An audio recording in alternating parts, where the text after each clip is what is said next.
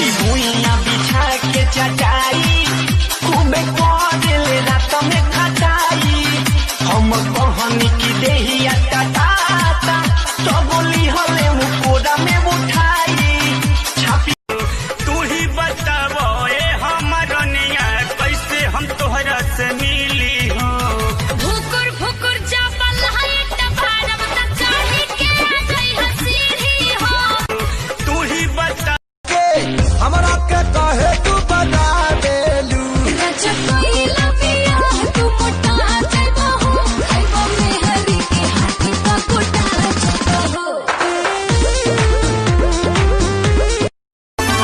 जाइत के आगे लैदी न हो लागे वाला उजना पी न हो आबाए परदेसी सजनमा घरे चलै हम मसीन हो आबाए परदेसी सजन हम ना राज बानी एह व्यवहार बा हम ना राज बानी एह व्यवहार बा काहे करा तरा होना भातार बा ना सच हाई हिल के सैंडल तोर का भइल रे आ धइले नु बा कि फेका गइल रे तबे पाँव हम आवत रहनी दिया बाबू ताके जान जाइत मम्मी हमके मारी दिलो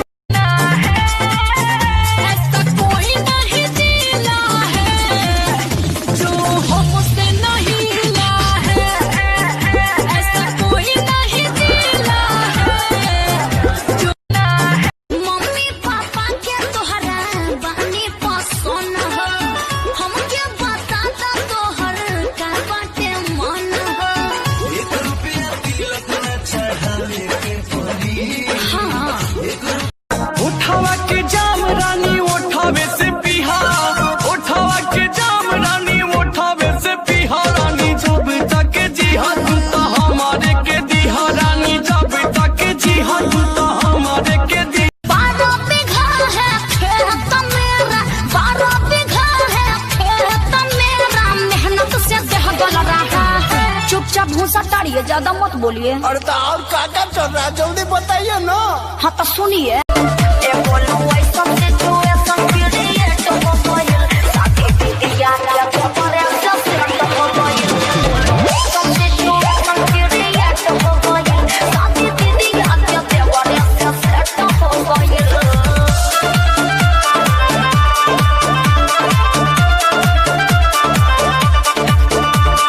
Mixed by DJ Akhil Raja.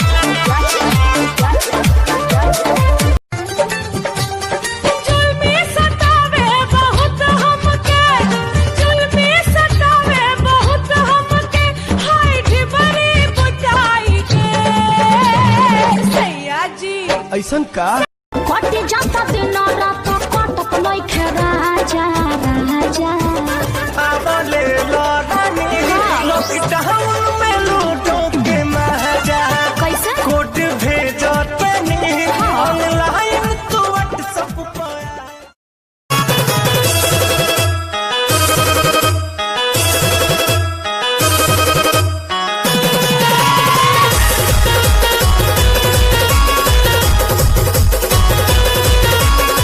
गोरे गोरे गाल वाली रसम जस बाल वाली छोड़ी ई बड़ा जबरदस्त लगे रे गिरनी जैसन चाला एकर रूप बड़ा माला एकर देखो ना माल बड़ी मस्त लगे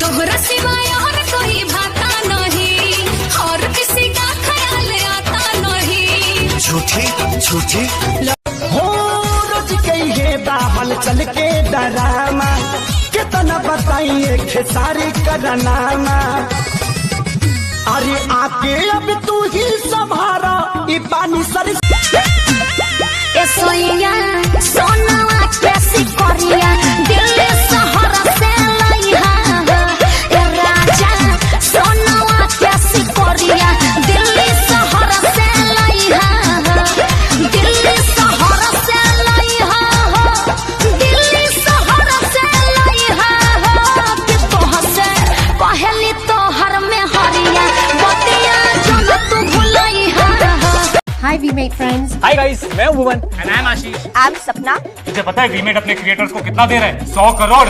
वीमेट अपने क्रिएटर्स के साथ शेयर कर रहा है पूरे 100 करोड़। तो क्या सोच रहे हो? Go and search VMATE। वीमेट दे रहा है 2 लाख रुपए पर मंथ कमाने का मौका। बनिए वीमेट क्रिएटर, शेयर करिए 100 करोड़ रुपए। Search VMATE। वीडियो शूट करो और पैसे कमाओ। Hello VMATE। The most trending short video app। तो देर किस बात की, वीडियो बनाइए, पैसा कमाइए। चले, हमें भी वीडियो बनाना है।